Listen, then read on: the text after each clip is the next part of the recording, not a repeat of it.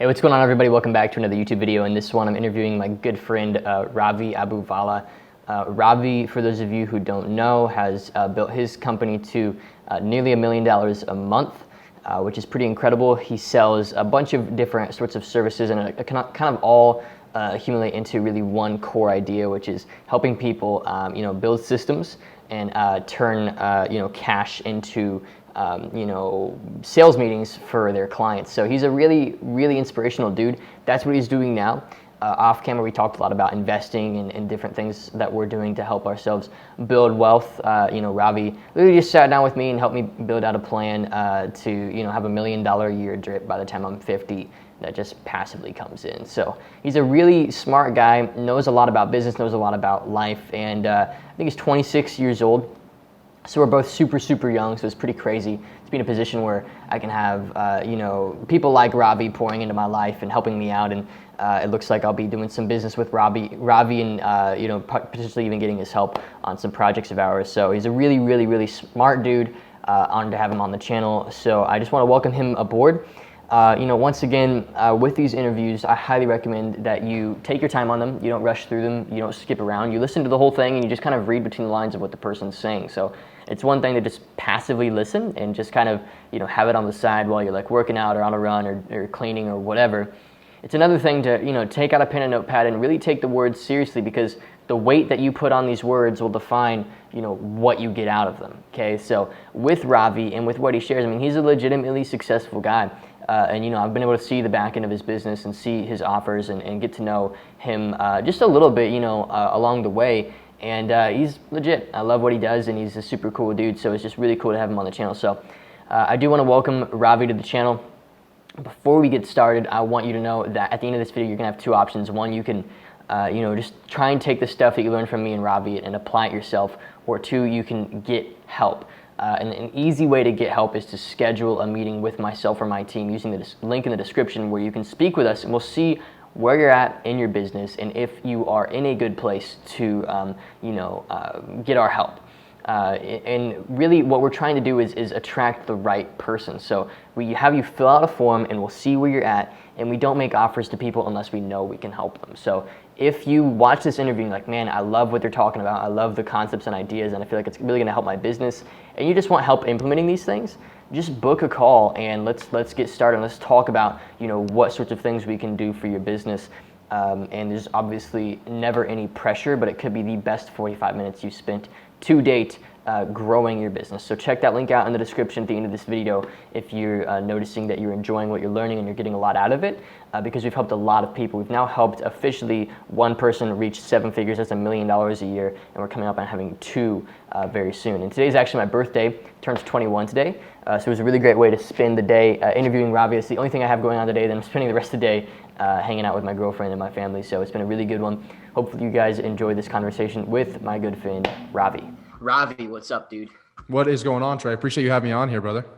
100%, man. And I was telling you before we started the interview, I have so many people that I work with, that I do business with, that just talk about you. And so it's been a long time coming, man. I respect you massively in what you've built. And so it's going to be a really cool interview having you on the channel. So just appreciate your time, dude. Yeah, man, I'm super stoked to be here. And shout out to you as well. What he's not mentioning as well is I was also praising him before this call, before we started this, about being 21 years old, doing what he's doing. And I said, I wish I was 21, and knew everything that he knows right now. And incredibly excited to be like, when you're where I am in 26, 5 years, as long as you just don't mess anything up, you'll blow right past me. So yeah, that's awesome. Dude, and it's such a cool concept, like just staying consistent, letting time do its thing. And I agree with you, dude. I think the entrepreneur space is filled with people, like, unfortunately, it's just the nature of the way that we market. It's like people see the flash and they see the things, and they don't understand the raw amount of time and patience that it's taken. And like, I think we're both fans of just like, taking it slow, building it right, and not rushing the process, even though on the front end, it might not always look like that when you're first done. Like, you just got a Porsche and you've got this nice apartment, and people see that, but they don't realize, like, all these little moves that you're making. It's just like 2 or 3 good decisions every day over like 4 or 5 years. Yeah, it's actually crazy. So two parts of that. Number one, yeah, we talk about in Scaling Systems when we talk about like creating your foundational copy. It's like we talk about marketing is like the sizzle, right? It's like that's like the thing that gets our attention, right? If I was coming out with an ad, I was like, hey, in the next 10 minutes, I'm going to show you how you can start a business and like have stressful relationships with your friends and family, have people doubt you, probably lose some money, like then no one's going to buy my stuff, right? So instead you like sell the dream, which is the case, but then you have to have, the case studies and the testimonials. We've helped 800 plus people. So I know you guys have some awesome case studies as well. So you have to be able to back it up, but literally it's funny. We do the sizzle on the front end to get people's attention. And then as soon as they join, we tell them what it is on the call. And then as soon as they join, the first thing we give them is a book called The Slight Edge by Jeff Olson. Every single one of our clients gets this book. I read that because of you, man. Oh, really? I read that book because, I saw you talking about it on like something. And I do. I talk about it all the time. It's like, I've talked to Jeff Olson before. Your book, dude. Yeah. Dude, Jeff, that might as well be your book. Like, Jeff I hate repping other people's brands, and like I don't hate it, but I'm like, I need to write my own, like the Slider Edge. I need to write my own book now. But I give him a lot of praise.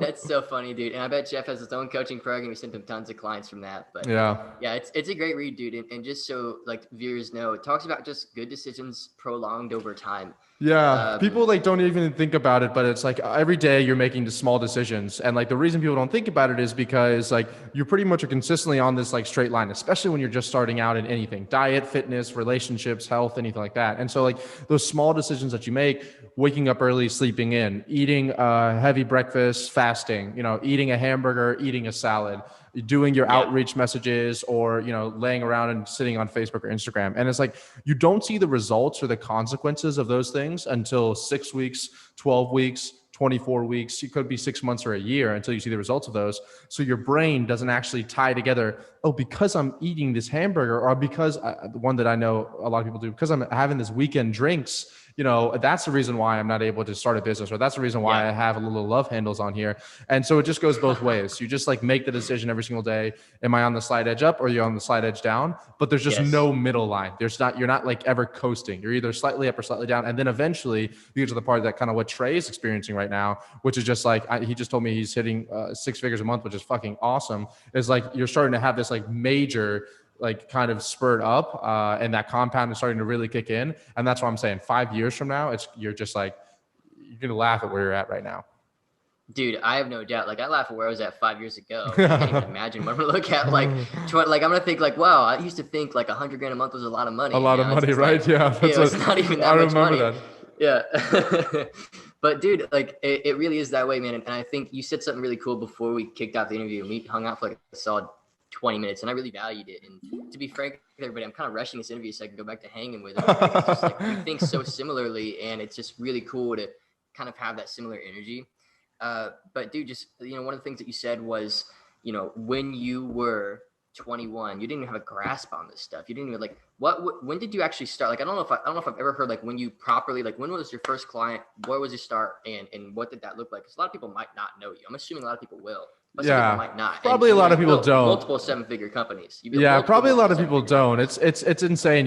We're in this like availability bias where just like because your clients are talking about me, or because I watch your YouTube videos, you're like, everybody knows this person, and then you put something out there and everyone's like, who the fuck is this guy talking to me right now? Like, why is Trey talking to this guy, right? But yeah, the really long story short was I was going to be a lawyer. So 21, I was like studying for law school at that time. Really 22. I was still in college. 21, 22. I was studying for law school. The same time, I'm like taking care of my dad. He had got diagnosed with stage 4 lung cancer. And so during that whole process, I'm studying like 8, 10, 12 hours a day. And I'm also in the hospital with my dad in these chemo and radiation units. And very long story short, after a year of that, I took the law school test because I'd already spent pretty much a whole life preparing for it. I got into the top 10% of law schools in the nation, got into my dream schools. But I just was like, I don't know if this is for me, right? I'm getting targeted by all these ads of people making all this money online, whatever it is. And I was just like, I don't know if this is for me. So instead of going to law school, I decided to decline the applications, and I Googled how to make money online. I joined my first course, and then I had my first client in March of 2018 was my first client. And it was my girlfriend at the time's dad. He ran a plastic surgery clinic. And that was the first time that like money exchanged hands, and I really had no idea what I was doing. The course, unlike I'm sure your course or our program, really didn't teach me too much, honestly. But I Whose still. course was it? Are you willing to name Oh drop yeah, that, or I like mean, do you want to keep it's it funny because I know. So it was Ty Lopez, and Ty like Lopez? Cool. so I actually it was awesome for foundations, and it was the reason why I'm Oh, where I dude, it's am gotten now. so many people into Yeah, this. it wasn't exactly what they taught. It was that I was seeing all these people that are doing 6 figures a month, and I'm like, if these guys can do it, I still remember this day. There was this one guy on there that was like couldn't do math on the whiteboard, and then he turns around and was like, "Look, you don't even know how to do math to make millions of dollars." And that's when I was like, "Dude, I can easily do this." And That's yeah, so so awesome. signed my first client, got my second client. It took me a while to get my second client after that, and then scaled it up to multi 7 figures. And then now we have scaling with systems, which pretty much helps other people do the same thing. That's so dope, dude. And I've seen some incredible success stories come out of what you're doing, and it's just very inspiring. So like, because I know for a fact that like, especially like a coaching program or a service kind of models the belief system of the owner and the curator of it. So like, what are the core ideas that you hold close? And this is kind of like a very pointed question that you hold close to how you operate your business and how you help others do it. Like, can you narrow it down to just a few things? Because I know Yeah. Slide Edge, time is one of these things, but like, what other things are there for you? I think that's an awesome question. I've never been asked it before. So first off, I think capital efficiency. That's probably my favorite word or two words in the English language. Like literally making sure that every dollar that you spend goes as far as humanly possible, and also not spending dollars when you don't have to. That's why I have a whole video on my blog about this. But like funding. So we work with a lot with like SaaS companies, some pretty large SaaS companies as well, and also some ones that are just getting started. But I really don't love the idea of startup money, right? ClickFunnels, everybody here probably knows ClickFunnels. Russell Brunson, they did $100 million in 3 years with zero upfront capital, right? They had about $1,000 credit limit on their card. And it just, you don't have to do it. And when you have a lot of this startup money, you have a lot of cash in your bank, you kind of get a little lazy. Like you and I were talking about earlier, you don't want to mess some of this stuff up. You get a little lazy, you get a little, oh, it's okay if our cost per booked call is that, it's okay if our cost per acquisition is that, whatever it is. Where in the beginning, when you're bootstrapped and you're super scrappy, you're able to just be like, I can't spend money on this billboard, on this marketing thing. I can't spend money on this because like, I don't know if there's an ROI on it yet. So capital efficiency is probably the number one thing. And what plays into that is like, number one, product market fit. So we have a whole literally mind map and module that goes into like, are people actually wanting to buy what you're wanting to sell, and like how you can sell it and get paid before you even actually know what you're doing yourself first. So like, everyone here roughly knows how to run ads, and like, so you sell the idea of it first and then you deliver it. So that way you're getting paid to do it. On the reverse side, you see all these people investing in all these programs, $5,000, $10,000, $50,000. And, or they're investing into products or softwares, and they don't even know if their market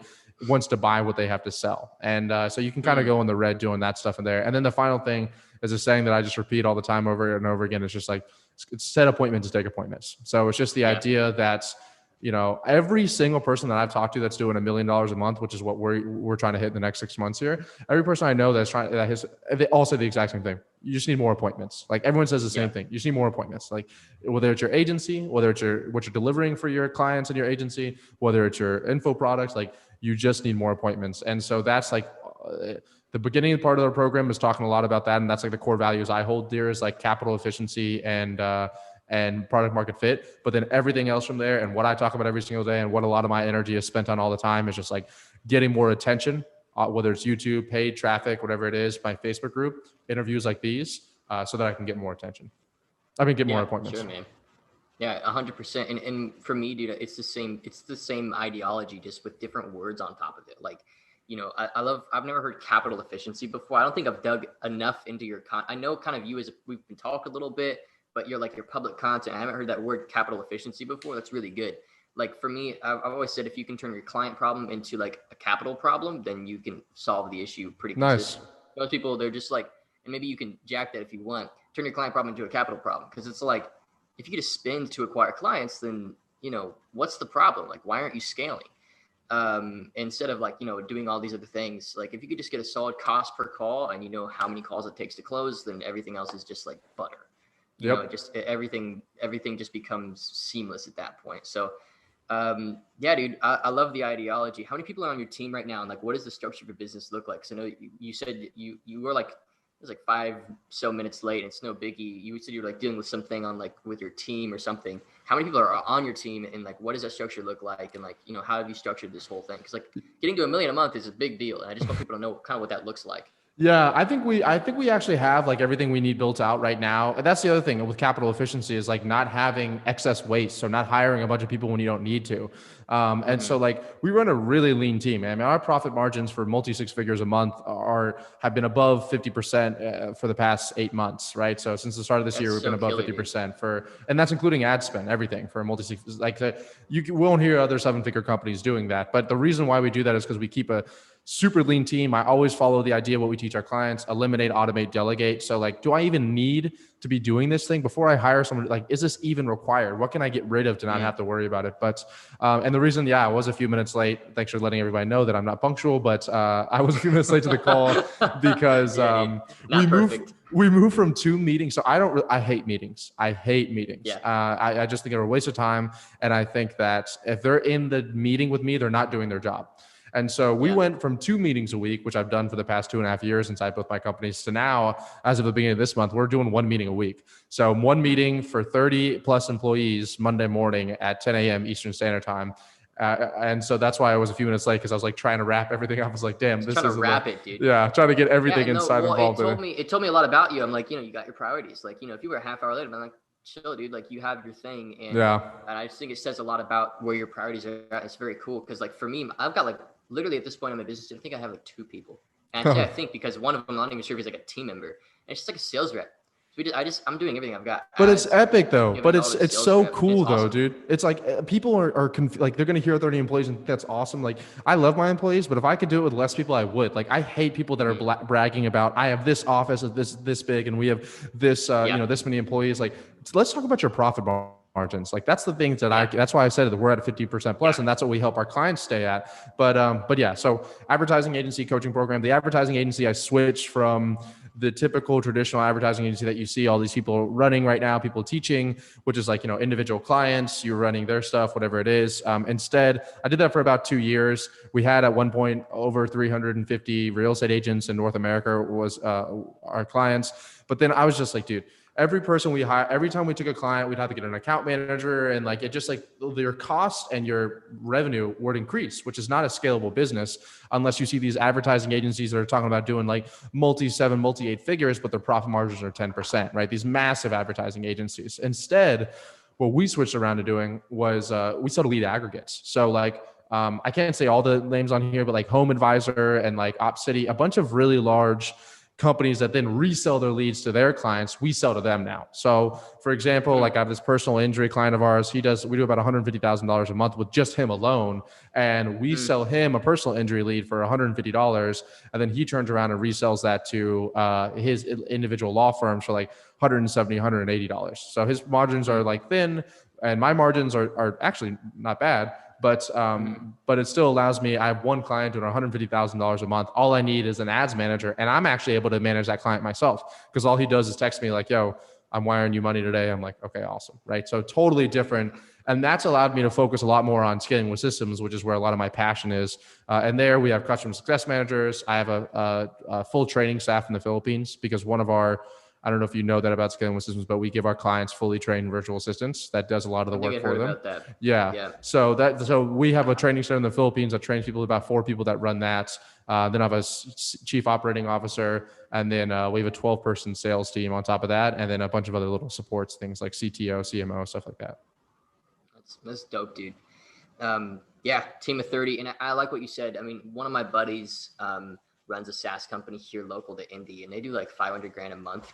And Epic. he's co-founded with this other guy. And I won't name drop because one of the issues they're running into is my buddy doesn't want to scale the team, but the co-founder's like all about bigger office, more people, and it's just starting to get very fatty. And so it's really good that you know that, and that I'm trying to like only hire when it's needed. I think a Hire when lot it of people hurts have is what this we like, say. that's good.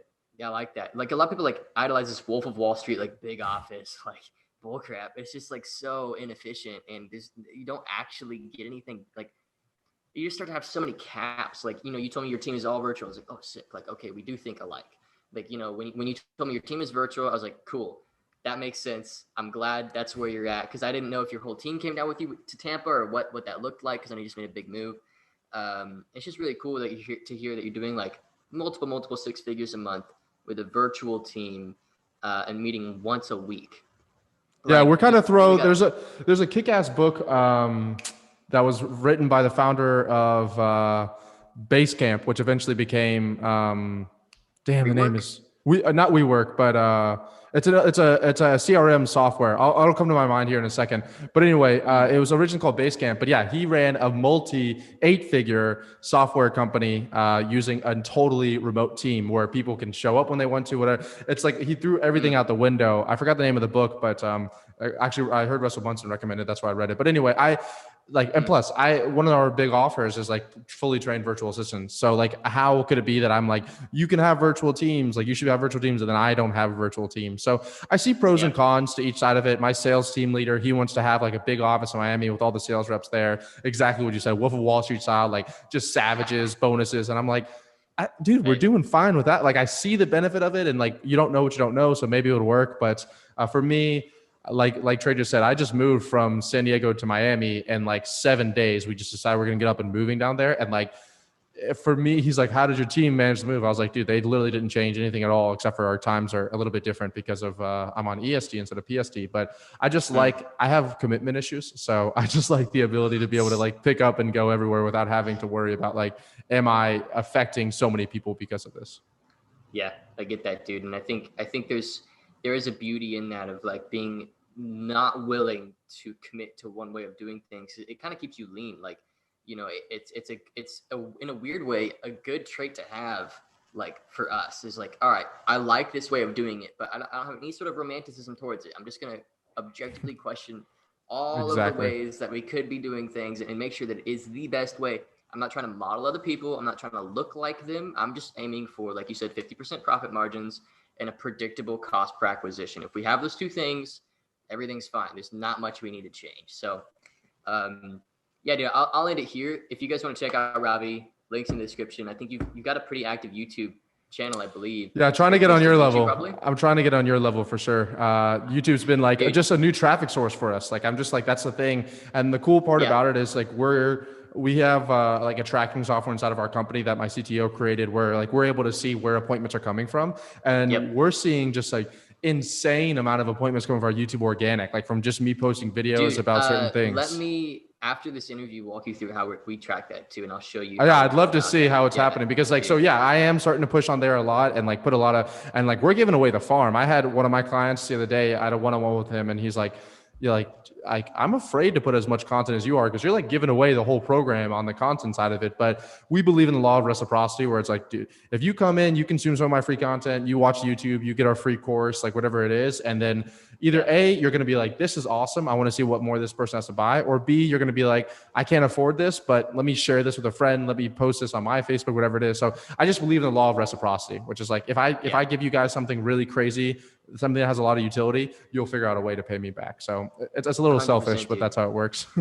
No, it is how it works, and that's how I view it too. Like Instagram, YouTube are my two main organic platforms, and like some of our best clients come from there. Like I feel like giving people that like almost incubator to get to know you and just spend Exactly. some time like observing the way that you think and the way that you are and who you are, and like I'm a big believer that people buy into who you are as well as what your offer is, and so. Instagram's like my personal. I'm like, yo, I'm chilling with my girlfriend building a Lego set today, and then like YouTube's like, all right, here's how to scale to 7 figures. So yeah, dude. Well, it's been great, dude. I'll wrap up here. If you guys want to check out Ravi, links in the description. Thank you so much, Trey. I appreciate you having me on here, brother. Appreciate you.